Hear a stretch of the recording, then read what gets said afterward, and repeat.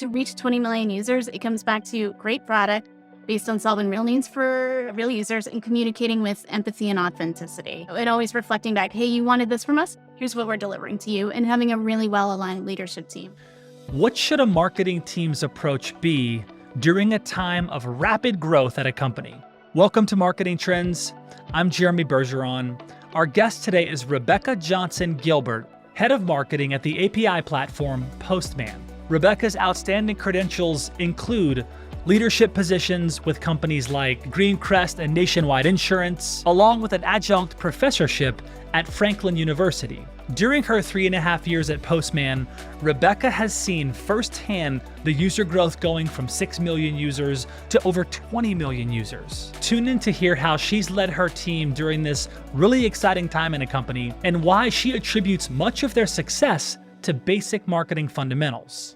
This podcast is brought to you by Salesforce and the CMO Club. The CMO Club is a global community for senior marketing executives to come together, share ideas, and solve their toughest challenges in a collaborative and trusted environment with other marketing leaders. Salesforce and the CMO Club provide best-in-class programs, events, and a digital platform for marketing leaders to come together and be inspired like never before. Join our global community at thecmoclub.com. Today I'm here with Rebecca. Rebecca leads marketing at Postman. If you don't know about Postman, you're gonna know by the end of this conversation. They've been doing some incredible things in the API space. And Rebecca, for our audience, just describe Postman and what you do there. Yeah, absolutely. So very, very simply, Postman is an API platform for building and using APIs. And what I do is I get the awesome pleasure and excitement of leading marketing at Postman. Everything from creative to content, we've got marketing engineering. We spin up squads to solve specific problems, capture specific opportunities, just have a chance to work with an amazing founding team and keep driving that vision forward for the product and for the industry. We connected last year, Rebecca, and I remember when we met, I was like, this human being really, really likes marketing. Like I could just you had this thing, you were really into marketing. And I say that, I talk to marketing leaders all the time and they're all, interesting and they're all interested in the space. But you had this kind of spark about you, you were really obsessed in a great way about growth. And you've been a part of this organization, Postman, for over 3 years. You talked about being a part of this wild growth from 6 million users when you came on to now over 20 million users. So I want to know where this spark started for you. I want to know where the interest was, because you have a lot of experience, a lot of perspective, but the marketing bug bit you somewhere along the way. And I want to know when that was. Oh man, it bit me, and then I kind of wandered away from it. Then it bit me again, and I kind of wandered away from it. Probably when it first bit me, oh my gosh, I think I was in 5th grade. Our teachers, gave us an assignment to make a commercial, and I was like, oh, imagine we're gonna create this amazing commercial and create this amazing product and do this. And by the way, it was terrible. It was on a video camcorder. It was everything you'd expect out of a 5th grader, but that experience kind of stuck with me. Wow. So you talked a lot about your passion around product-led growth, which I love that topic. I think it's something I want to talk about. But I look at some of the numbers at Postman. I mean, it's incredibly impressive, the growth. And I want to just understand what's been your approach from, when you joined 3+ years ago, because you've been a part of some just incredible growth. And I know other marketing leaders are going to be very curious about what was your approach then? What have you kind of seen in this product-led growth world? What lessons have you learned? What's kind of maybe a couple of big wins beyond, of course, 20 million users, which is ridiculous. But let's talk about that and your interest there and where that's brought you. Yeah, gosh. So I feel like there's about 20 questions packed into that question. We'll pick and parcel and just kind of take it up wherever. First things first. Postman, a platform for building and using APIs. The biggest chunk of our users are developers. Now, we have a lot of non-developers who use our platform as well. That's an awful lot of our 20 million, but the biggest chunk is developers. And so what I found you got to do first is just dig in and actually understand the product. When I was first talking with the leadership team at Postman and first joined, I actually came in and did a tiny demo as a non-developer, actually using the API client functionality within the platform to call on Twilio's API and, make a phone call and do some really cool things. And to me, that's where, it kind of started to click. And I would say for any marketer, and it's really tough for marketers, especially in some super advanced technological spaces, even moderately advanced tech spaces, is you gotta dig in and you gotta understand the product, because anything else, you're gonna end up put out marketing that's actually not true or not reading with your audience, et cetera. So I would say, kind of first and foremost for me, it was if you're in a product-led growth organization, you gotta understand the product. And I know that sounds like insanely basic, but it's just how it works. So, big investment in terms of understanding the product, understanding the market, and I'm still learning every day. My learning is not complete. What's been fascinating and what's really fun about my role in our team at Postman is we are defining how marketing adds value in a product led growth organization. And that's something we're evolving every day. If you look at marketing in, I would say, kind of more traditional industries, more established industries, more mature industries, what you see is, marketing needs to focus on getting new customers. Marketing needs to focus on revenue. Marketing needs to focus on optimizing customer acquisition costs, right? And for even startups that have, kind of are focused on some of those things, if they're not right with the business model, it ends up not going so well. What's fascinating about product-led growth is at its simplest, and by the way, I feel like there's an interesting framework around PLG. I feel like we haven't really agreed to don't have an agreed upon framework for PLG. I think there's as many frameworks as there are people who can spell PLG. Mm, So mm. like so there's different frameworks out there. And I can speak obviously most to Postman's, but you get some organizations that are product-led growth where it's a usage-based pricing model, right? Where marketing's role might be to bring new customers in, acquire those new customers, and then once they're in, as their usage grows, revenue grows, et cetera, right? Plus, when it's a little bit different in that our users actually use the product, advocate for it to be used at work, then it gets shared and collaborated across teams. So we actually kind of have this entry model into organizations. And then as they begin to have their public APIs used by other developers in other organizations, they actually publish on our public API network, which then restarts our whole lovely little flywheel all over again. And we find that it goes faster and faster as each year passes. In that model, you've got totally different problems to solve for and totally different opportunities to capture than you might in marketing in a kind of non-PLG world. Yeah, there's companies like Dropbox, I think, than others that are, you look at them as like that's a product led growth example. Did you spend much time kind of studying those other other brands that had such explosive growth to kind of look at their playbook a bit? Was there much of that, or was it just, hey, look, we're doing this our way internally and we're going to put what works for us, together? It sounds like you said there's a lot of frameworks and we could look at different things, but yeah, did you look at others to kind of emulate their success in product led growth?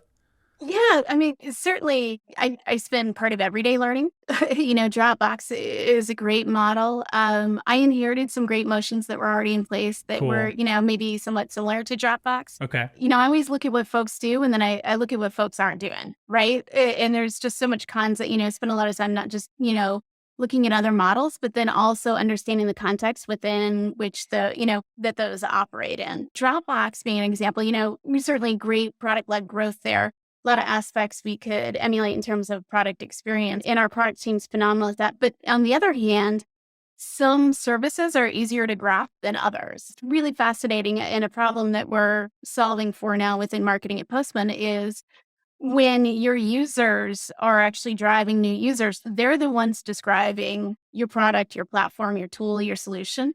So all of a sudden, you are no longer in control of your marketing message. You can influence it.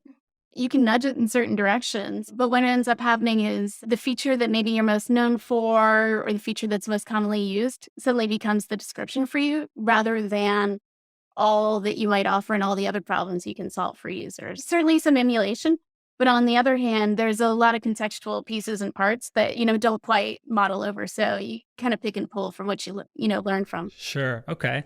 So, well, I mean, it's got to be interesting marketing to developers, right? And that's a completely different category, right? And so clearly you've pulled on a big thread and able to reach them and engage them and connect with them. What is that like? What's it like to market to that community? What have you learned in the last 3 years marketing to developers? And then and tie that into this thing of users driving new users. I love that. So kind of two pieces there. Let me dig into marketing to developers, which some folks will tell you is an oxymoron. For me, I mean, just speaking personally, when I came on to Postman, it was a huge culture shift because I had marketed certainly to technical audiences before, but not global technical audiences at the scale quite this directly. And I can tell you I would say probably at least the first 6 months, I would write everything down. I'm like, hey, I want to go in this direction. I want to, this kind of copy direction. I want, this strategy. And then I come back around and be like, cross out, cross out, cross out, reframe, because it just doesn't, make sense. We've got a great leadership team at Postman. So I inherited, three founders. Our three founders actually developers. Got it. So that's cool. That my advice to anybody, kind of walking into any type of organization, if you're in the developer space, at least one, if not all, of the founders should be developers, should be very advanced, kind of technically, because they're going to help guide you and give you the right kind of feedback, direction, platform so that will set you up for success. So it's definitely, I would say, almost a culture shock for me, which was a little bit surprising because I'd been in technical companies before. I mean, that's where I started my career, but just not to quite this extent. A couple other things that set us up for success at Postman is we really truly focus on solving real problems for users. We're not just building it because we think it's cool. We're not just building it because we can. We spend so much time. A really, really large chunk of my time and everybody's time is, like literally listening to what folks are talking about on Twitter. Literally, sitting in individual customer calls, making individual connections with customers, reviewing what folks are, saying on forums or even GitHub or some of these other places. Like, oh, why are they saying that? What's the why behind that question? And then what can we solve for that? And when you have that as a start, then everything else that flows from that, you just, come from a place that, communicate from a place of authenticity. Wow. I joke, I'm like, if there's adverbs, if there's a lot of things that end in ly in our copy or our direction, we rip it out. No fluff, no overly marketing type thing. I just, rather communicate from a place of empathy and authenticity. And when you start by solving real problems for folks, it ends up kind of flowing quite naturally from there. I'd say that's kind of one piece of it. You also talked about users, encouraging other users. It's a phenomenal model. Part of why it works is honestly, you can start with us for free. So, and that's a huge part. You see a lot of companies talking about, oh, we're going to add on a free version and that's how we're going to drive all this product-like growth. It's kind of interesting. It certainly absolutely works for some folks. Our business model works very, very well for us. I would say, just, kind of be clear about what you offer folks. We like to align our monetization model around what drives value for folks who are willing to pay. So for example, we're always free for single developers. And actually, we even changed and opened that up even more recently within the last year or so to be available for free to teams with 3 or fewer developers. Wow. So small teams can even collaborate. Wow. Because what we found is when you're in that small of a group collaborating, we really wanted to unlock the potential of developers collaborating with one another. And individual developers, I mean, it stinks to have to pull out your credit card and pay for something individually if you're trying to unlock some of that organizational funding for tooling or platforms, right? And so we aligned with where are we providing value that aligns with organizations having resources. So for example, once you've got more than 3 folks, you're really collaborating at a certain level of scale, driving a tremendous developer productivity for organizations who appreciate it. Because now we're impacting the bottom line. So that's where we kind of align and drive through there. In that model, when you've got organizations who are they're like, oh, hey, this is going to save some time. Just work on this individually. And then as you collaborate larger and larger, that's where we kind of align. Does that make sense?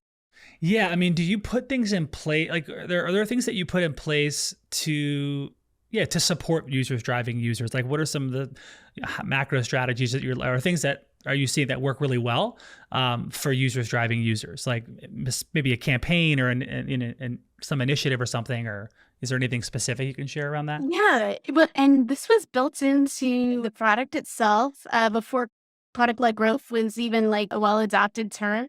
So we have something called run and postman, and what it is users can package up a bunch of API requests, put them into collections, assemble them together in a way that makes sense, and then add a run and postman button to their website. But then new users can come in and say, oh, hey, I'm going to click this run in Postman. It brings it all into their instance and they can start to play with it and really experience. And that for us aligned very much with kind of where Postman started. Just like, hey, how do you explore an API? How do you begin testing an API? How do you understand what another API does? And so that run in Postman button just became this wildly easy way for new users to experience an API. So it became this huge value add that just drove some of that exponential growth. I love that. That's awesome. Gosh, there's so much I want to talk about with you, and I'm like, this is fantastic. Where do you start? This is good. Well, I want to touch on the just key lessons learned, things around working for three founders that are developers. I think that's super interesting. Are they all three like full stack developers? Like they're all like front end, back end, or is it like they're specialists in that world?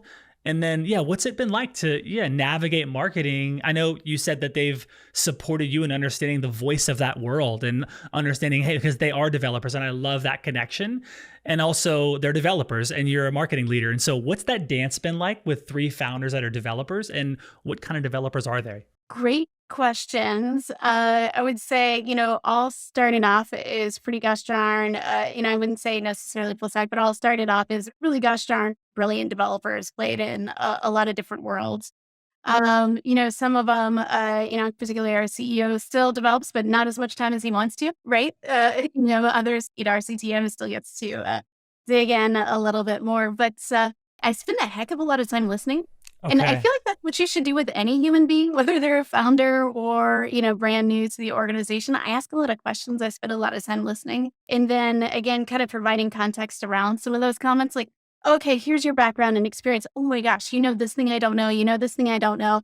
You don't know this other thing. Okay, how do I combine these kind of pieces together? So an awful lot of time listening, awful lot of time just understanding context so that I can pull it into something, bigger and more interesting. Are they working in different parts of the business? Yeah. So I would say, so our three founders working in different parts of the business and even different parts of the world. We now have two in the United States, Okay. one still in India. We have a really awesome, great product team in India, which is actually where we started. And then we moved the headquarters to the America years ago. But yeah, no, it's so definitely, kind of everybody has their area, kind of scope of what they're focused on. And that evolves over time as we grow over time and we've got new problems, new opportunities to solve for, that'll grow. But yeah. Have y'all gotten together in person? Yes, Okay. absolutely. Okay, I good. spent time in San Francisco with everybody. Okay. I spent time in India with Oh, everybody. wow. So That's yeah, no, cool. the pandemic kind of changed things up. But honestly, there is no substitute for time together in person. It just makes all following communication so much faster. So there's just time you got to spend together as humans. Doesn't have to be all the time, but time you got to spend together as humans to build those relationships because it makes everything else after flow faster. I love that. I love that. So I want to touch on your teaching experience. Can we go there? Can we Yeah, go there a little bit? sure, Okay, sure. cool. So you were an adjunct professor. I just want to know, like, what did you enjoy, about teaching, and then what you like about it?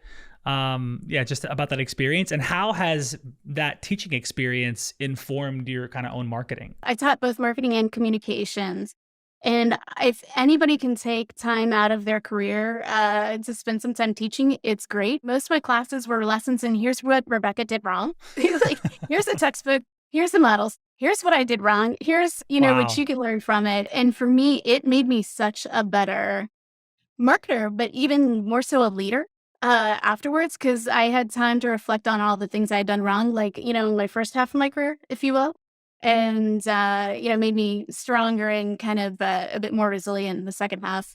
I love that. We spoke to Michael Diamond last week. He teaches at NYU marketing and comms, and he was the former CMO for Time Warner Inc. and Time Warner Cable. I love interviewing marketing leaders that also have the academia experience as well. It's amazing. And there's a brilliance around the marketing, like the rigor of marketing and the evolution of marketing and how marketing and comms is really changing. And so I love that you also had that experience, because I think it's got to shape a lot, about what you can bring to the world. And also I get that part of you that is always learning and always seeing like what's coming next. I love that. Um, Yeah. Well, and I'll tell you, it's not just learning. I spend so much time unlearning. mm, And let's it's talk really about funny. this. I love this. Like the very, very beginning of my career, I was actually a co-op intern at this is gonna tell you my age at Anderson Consulting. So pre-name change over to Accenture. And it was a great workplace. I learned so much from there. It was structured culture, very certain ways of doing things. I would never show up for work in a t-shirt, and if I wore what I wore to Anderson today out with the rest of my team, is I would seem alien and unapproachable. I would say devote so much time to learning. I also devote an awful lot of time to unlearning at different points in my career, because what worked here isn't going to work there. There's pieces you can pick off. There's pieces you're like, oh man, that's not going to fly. So I think that's true, not just across workplaces, but then as the future evolves. I mean, gosh, can you imagine spending money on a phone book app? I don't even think you can do that anymore. And that was a real thing people did for a long Yep. time, right? You Yep. have to unlearn that, because there's new ways to communicate, new ways to, reach folks. I love the unlearning. I think that's amazing. There's so much content. I mean, there's so much. And as a marketing leader who has to be responsible for so many things, including growth in this vast changing world. Speaking of Accenture, I know you spent some time there in your career. Let's talk a little bit about an article that they wrote recently. It was at the tail end of last year. It was on this great marketing declutter. And the authors wrote about, nearly 70% of marketing executives say that the past year has completely exhausted their employees. They also wrote, yet we found a small group, just 17% of more than 1,000 marketing executives, whose marketing organizations are thriving despite all this change and complexity. So in your experience, Rebecca, have you noticed either fatigue or thriving among marketers, whether at Postman or elsewhere? Yes and yes, both. Our team, I feel like, has kind of gone through that journey as well. We had a period of time at Postman where, gosh darn, it was a real struggle. It was not good. We were too fractured, focused on too many things. If you look at the, kind of the charges given to a marketer, right? Do these 2,200 gajillion things. Right. For that, you're not doing any of them real well, right? Right. Right. So, and that just wears on the team. When you're get up every morning and you're doing 10, 12, 14 hours and you're spread across 100 projects. Okay, so odds of those 100 projects actually succeeding, very slim. You're exhausted. You're not giving appropriate headspace to anything to just do fewer things and do them well and do them right. And by the way, that's a battle you got to fight every day. There's always new ideas and yeah, that might work, but every time you layer on, what's the thing that's got to go? And I'd say I'm still not great at it, but gosh darn, we've made an awful lot of improvements. I'd also say, especially during the pandemic, I had the luxury of already being remote. So I kind of already had a structured way of, okay, here's how I'm going to approach my day. It is a shock to the system for folks who don't have that structured approach. I'm very lucky. I've got, dedicated space for a dedicated office. I'm terrible at decorating it. As you might notice, I usually have my cat there. He didn't join me today, unfortunately. A dedicated space, dedicated way of doing things. So I think that's a lot of the struggle is just like, and all of a sudden you've got to form all these new ways of communicating in a remote world. And to me, I think that, too many things to do, too hard to get them done led to total fatigue and burnout for an awful lot of marketers. We've done some really simplistic things. And actually, I picked this up from another leader at Postman that I just love. We call it drum. Don't reply until morning or don't reply until Monday. Sometimes I'll say drum/M, which is don't reply until Monday morning. Just because I'm thinking about it on a Sunday afternoon does not mean I should be interrupting your Sunday afternoon. And being Wow. able to give folks kind of that dedicated space. And I do schedule a lot of messages wherever possible, but because there's no reason to annoy people when I'm thinking about something. So some of it's just giving folks the space to kind of define their workday. At Postman, we have an awful lot of autonomy in how we approach our work, and our team is structured that way. And we're able to do that with some kind of specific communication and processes in place to allow that to provide visibility. the entire team rolls up, across managers, across other folks, like, hey, here's everything we accomplished this week. Here's the high priority initiatives, on track, off track. By the way, never say on track if it's not on track. There's no harm in saying something's off track. Be honest, be visible. And some of those processes have just allowed folks to be able to structure their days in a way that, really helps them thrive. I love that, Rebecca. That's fantastic. I'm stealing that one. I'm stealing drum for mission. You heard it here, Rebecca. We blame Rebecca in all the best ways. That's awesome. So drum, they totally stole from somebody else. So I mean, whoever is the rightful writer of that. No, I do have another phrase that I use quite frequently that also works, kind of with that struggle and fatigue. I think this is a Rebecca-ism. I call it ASARP. Okay. As soon as reasonably possible. So when folks say as soon as possible, to me, that means I'm missing family dinners. I'm working all night or late into the night. I'm working weekends. Everything else on my plate gets totally shuffled off.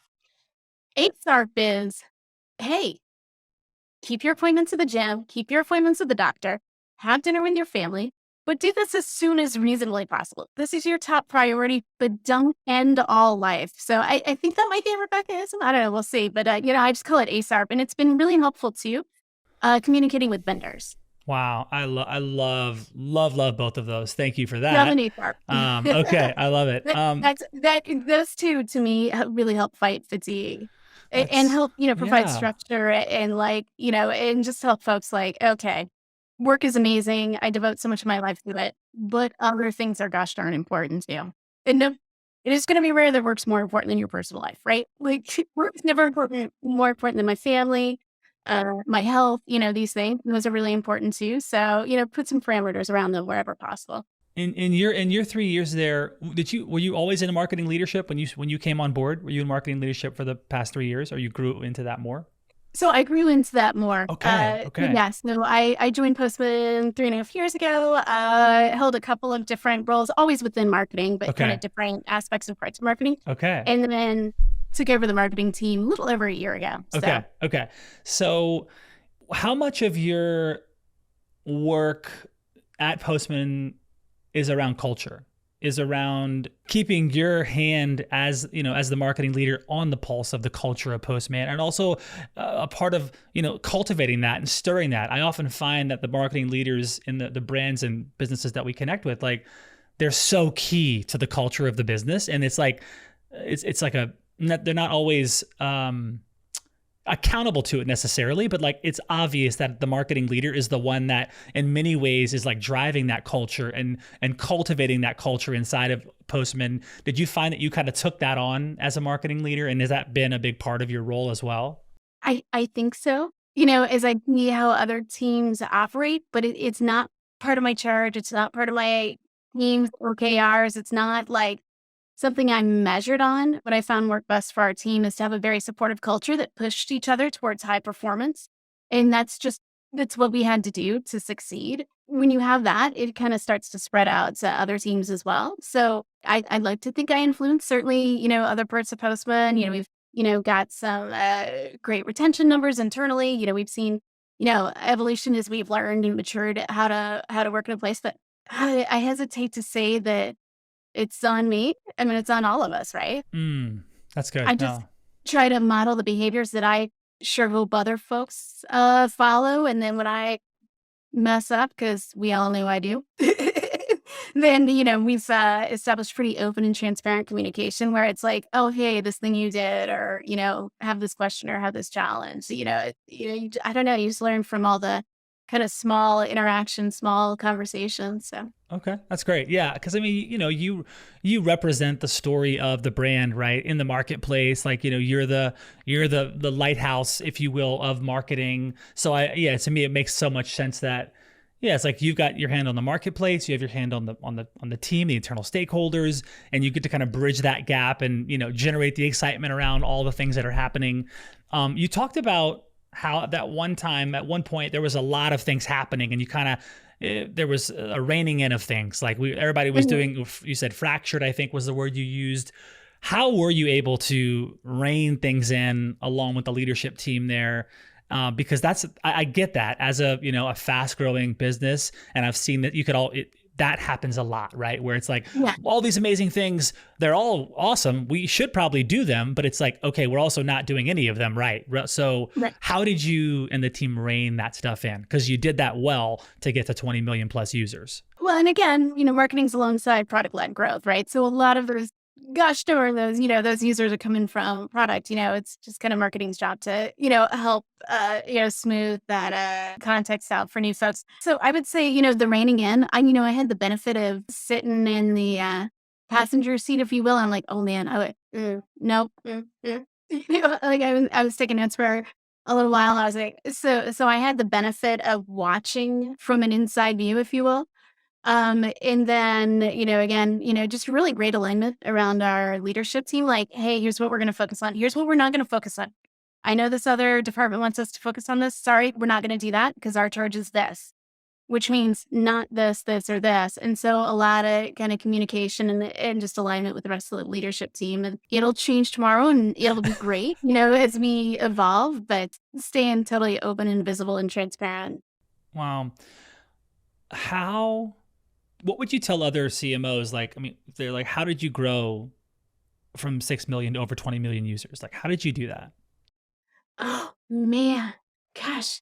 Can you nail it down to just one thing? Yeah, can you distill, or just any kind of like, yeah, if you could distill it down to where there are like initiatives, campaigns, major milestones that were like, oh yeah, these were big shifts, because that's that's substantial growth. I mean, you've been a part in a very short amount of time. I mean, I see you in this like rocket ship, like, you've been a part of this massive, this insane growth. So why did that growth happen?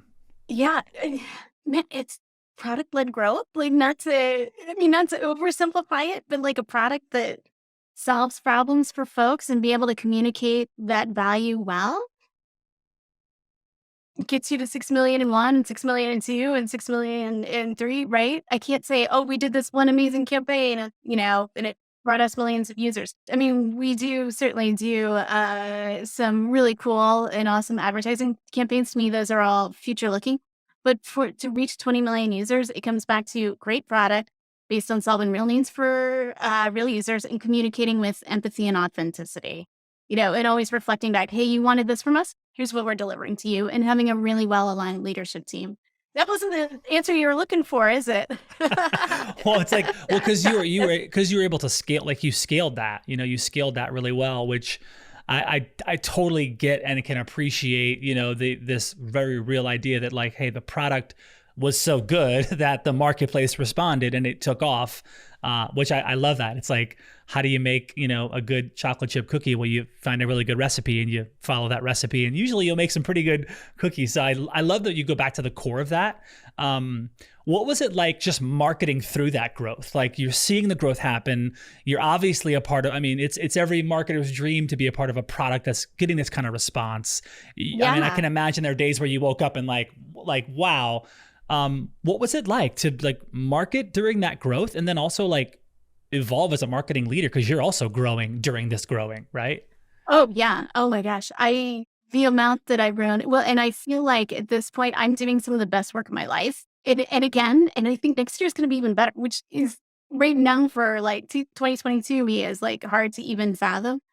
So I would say kind of marketing alongside that, adding value alongside that is crazy. I would say a good chunk of it is telling the story around it, which is, one of the cool things about us getting together today, right? Mm-hmm. I'd be able to tell the story around it, being able to say, hey, we're on every single continent, including Antarctica. Like, you actually got to dig into your user data, figure out where folks are coming from it, and like, oh, here's how we can wrap it up to demonstrate global presence. Like, why are we not in space yet, right? We'll solve for that. Right. That's right. But be able to, describe it well, working with your founding team to say, oh, okay, and we haven't even touched on this. We created a category of product. We started out at this little thing, just helping new users explore APIs and then leverage that all into solve more and more problems. And now we're a whole new product category. And that's a story that we've been telling for a little while, and we've got to figure out how to tell even better and better. So for me, it's, try something, see how the market responds, iterate and improve, try something new, see how the market responds. Oh man, that one didn't go so far. Let's kill it, or, this one takes thousands of hours of effort. This only takes 100 hours of effort. So aligning the team around things that can move faster alongside you. So yeah, just, some of it's just a series of experiments that you learn from. It kind of roll bigger and bigger and bigger. So yeah. So for me, it's just kind of finding new ways, new venues to tell the story and then amplify. Amplify, amplify, amplify, through whatever channels work best for users, your audiences. Are there any like things you're looking ahead to when you look at the landscape of marketing and like you see this world changing so much, right? Like as you look ahead, because you said there are things that you look into, like what sorts of things kind of are you excited about as a marketing leader? Things coming down the pipe, other things other brands are doing or otherwise. Yeah, so it's really interesting, and for me, it comes back a lot to product-led growth. I keep thinking, okay, so what's after PLG, or how will PLG evolve? Where we've seen, some great traction. I mean, we talked about a few brands, a heck of a lot of developer tools.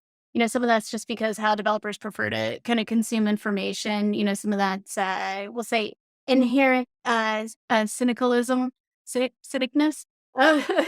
However you pronounce that word, or cynicism. That's what I was looking for around marketing messages. That actually kind of makes them a great audience for PLG because it's coming from their peers. And we've seen PLG occur in a couple other industries. I think we don't even know how much product-led growth is going to totally disrupt portions of marketing. I don't even think we understand all of that yet. So to me, that's one trend that I think is going to be absolutely fascinating to watch evolve, and just how does the market kind of how do other marketers respond to that? Would be one piece. Some interesting things happening around privacy, and kind of I anticipate some I was going to ask you shifting about that. Yeah. consumer sentiment around privacy, around personalization. I think for a long time, we'll see, I don't know. Yeah. But I think for a long time, many of us, and especially if you track some of the sentiments across younger generations, I would say even couple of years ago, I think we're seeing changing sentiments around privacy. A lot of that's, maybe led by a few tech giants. And that's going to evolve, and it's going to have to change how we approach things, which may make the market ripe for other solutions and reaching folks, right? So it's something we haven't even touched on. Okay. What's really, really fun Okay. is I feel like we've got just a totally different way of approaching B2B marketing Ooh, please, please, than most folks. please. So, and some of that's driven by the fact that we have such an engaged community. So there's a luxury that you get when you have 20 million developers and API professionals across the world. You get to do things, you get to make some bigger bets and take some bigger risks. For example, our team did this really, really amazing graphic novel. It's available digitally at apifirstworld.com. You can actually buy a copy on our store. But rather than just say, hey, here's a slide deck, or here's a webinar, here's our vision, here's where we think the world is going, the future of blah, blah, blah, chunk it into LinkedIn Live, whatever it looks like, right? We did a graphic novel, which is just a very different medium for communicating. We've got a really strong illustrative identity that we've developed. And if you look at how a lot of, how some brands, some organizations approach branding, you might bring in a giant consultancy, they'll go through everything, spend a lot of time, focus groups, listening, and develop out this, I don't know, 50-page, 250-page document that's like, here's all the specifics. We've grown our brand a heck of a lot like our community has grown. We kind of started with a core concept and then have evolved on. And sometimes we have to rein it back in, but yeah, it's really interesting. We have this lovely illustration of a postman. You'll see him on billboards right now in San Francisco and New York.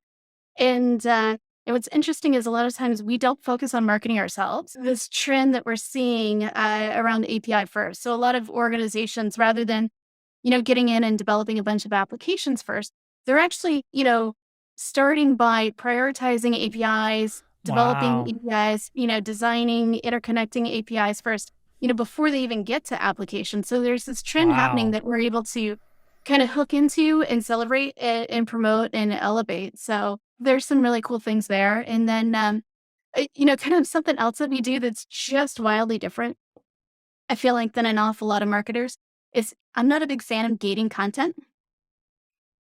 So which is like antithetical to, and I'm Mm-hmm. not saying it's for everybody. Mm-hmm. There's a lot of places where gaining content is a great idea, right?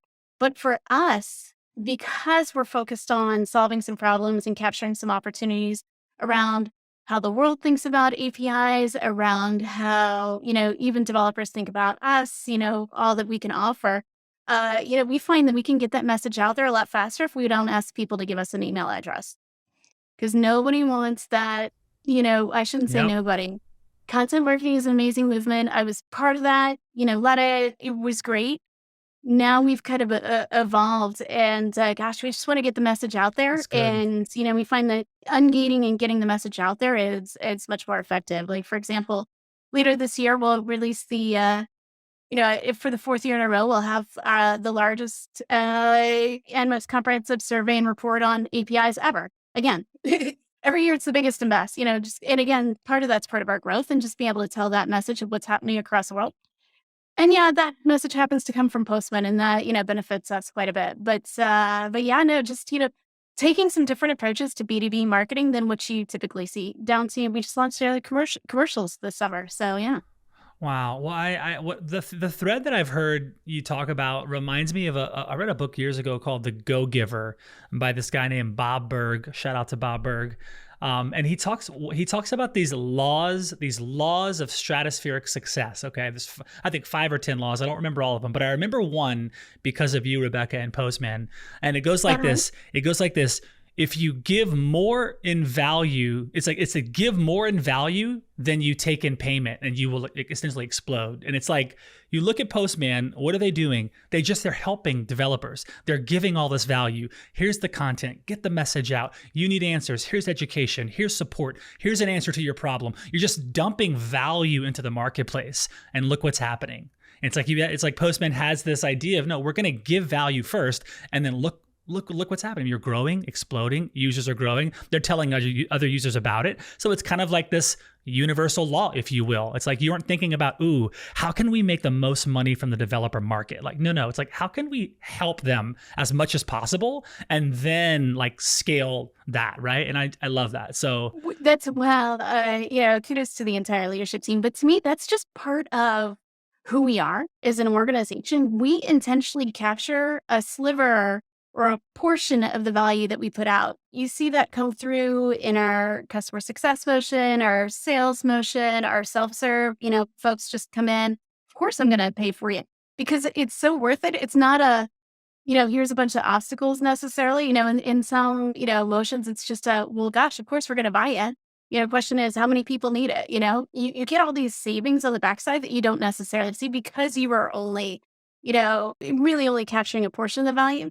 You don't have to spend as much on other things, whether it's customer acquisition, whether it's, lengthy sales processes, whether it's, like we just have this community love, but it's just because we spend a lot of time listening and trying to deliver on that value. So yeah, there's all these good things that happen that you just don't know until you get to work in an organization that operates like that. this has been an exceptional conversation, Rebecca. I am Thanks. thrilled that you joined us today on Marketing Trends.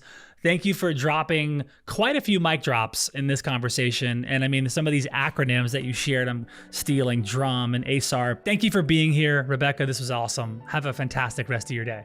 All right. Thanks. Same to you. This podcast is brought to you by Salesforce and the CMO Club. The CMO Club is a global community for senior marketing executives to come together, share ideas, and solve their toughest challenges in a collaborative and trusted environment with other marketing leaders. Salesforce and the CMO Club provide best-in-class programs, events, and a digital platform for marketing leaders to come together and be inspired like never before. Join our global community at thecmoclub.com.